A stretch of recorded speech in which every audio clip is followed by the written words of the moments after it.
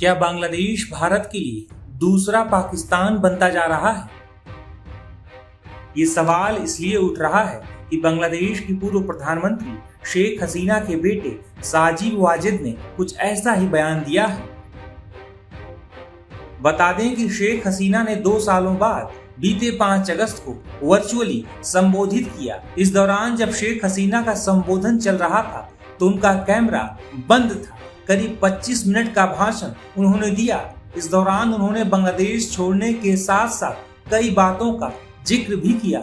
इसके साथ ही शेख हसीना ने दिसंबर में बांग्लादेश वापस लौटने की बात कही है। हसीना ने कहा कि मुझे पता है कि बांग्लादेश लौटने पर मुझे जेल भेजा जा सकता है या मेरी जान को भी खतरा हो सकता है। इसके बावजूद मैं दिसंबर में बांग्लादेश वापस जाऊंगी। मेरे लिए लोगों का समर्थन बेहद महत्वपूर्ण है। मौत की सज़ा, झूठे मुकदमों और दिखावटी सुनवाई का डर मुझे अपने फैसले से पीछे नहीं हटा सकता। मेरे खिलाफ की जा रही कानूनी कार्रवाई को मैं गैर कानूनी, असंवैधानिक और राजनीतिक उद्देश्यों से प्रेरित मानती हूँ। शेख हसीना के इस बयान के बाद बांग्लादेश में भी सियासी हलचल महसूस की जा रही है। वहीं शेख हसीना के बेटे साजिद वाजिद ने भारत को आगाह करते हुए कहा है कि भारत के लिए सबसे बड़ी चिंता की बात यह होनी चाहिए कि बांग्लादेश भारत के पूर्वी हिस्से में एक और पाकिस्तान बन गया है। आज भारत की पूर्वी सीमा पर एक और पाकिस्तान है। बांग्लादेश में विदेशी खुफिया एजेंसियों, खासकर ISI को खुली छूट मिली हुई है।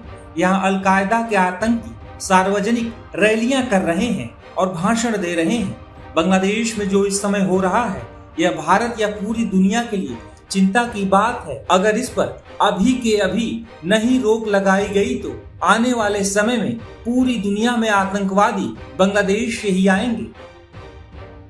गौरतलब है कि शेख हसीना अगस्त 2024 से भारत में रह रही हैं। छात्र आंदोलन के बाद उनकी सरकार गिर गई थी और उन्हें ढाका छोड़ना पड़ा था। बीते साल नवंबर में ढाका के एक विशेष ट्रिब्यूनल ने 2024 के आंदोलन के दौरान प्रदर्शनकारियों पर कार्रवाई को लेकर मानवता के खिलाफ अपराध के मामलों में उन्हें मौत की सजा सुनाई थी। इसके बाद से बांग्लादेश सरकार लगातार भारत से उनके प्रत्यर्पण की मांग कर रही है।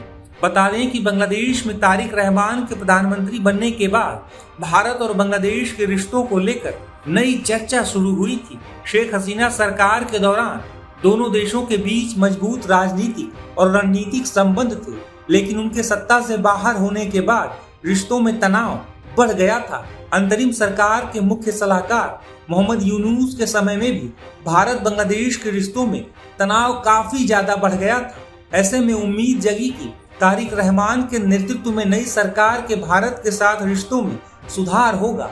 हालांकि तारिक रहमान के सत्ता में आने के बाद दोनों देशों के बीच बातचीत बढ़ाने के संकेत जरूर मिले थे।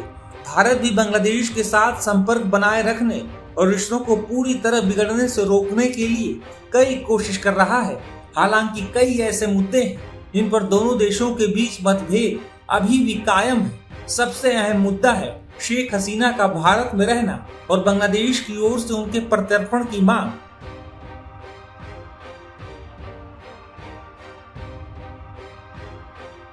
तारिक रहमान के आने के बाद रिश्तों में सुधार की कोशिश जरूर हुई है, लेकिन दोनों देशों के संबंध अभी भी संवेदनशील दौर से गुजर रहे हैं। बांग्लादेश और पाकिस्तान के रिश्तों में हाल के समय में बढ़ती नजदीकी भी दक्षिण एशिया की राजनीति में महत्वपूर्ण बदलाव के तौर पर देखी जा रही है। लंबे समय तक दोनों देशों के संबंध 1971 की जंग की वजह से प्रभावित रहे हैं, लेकिन अब ढाका और इस्लामाबाद के बीच संपर्क बढ़ता दिखाई दे रहा है। खासकर बांग्लादेश में राजनीतिक बदलाव के बाद पाकिस्तान के साथ रिश्तों को नए सिरे से मजबूत करने की कई कोशिशें हुई हैं।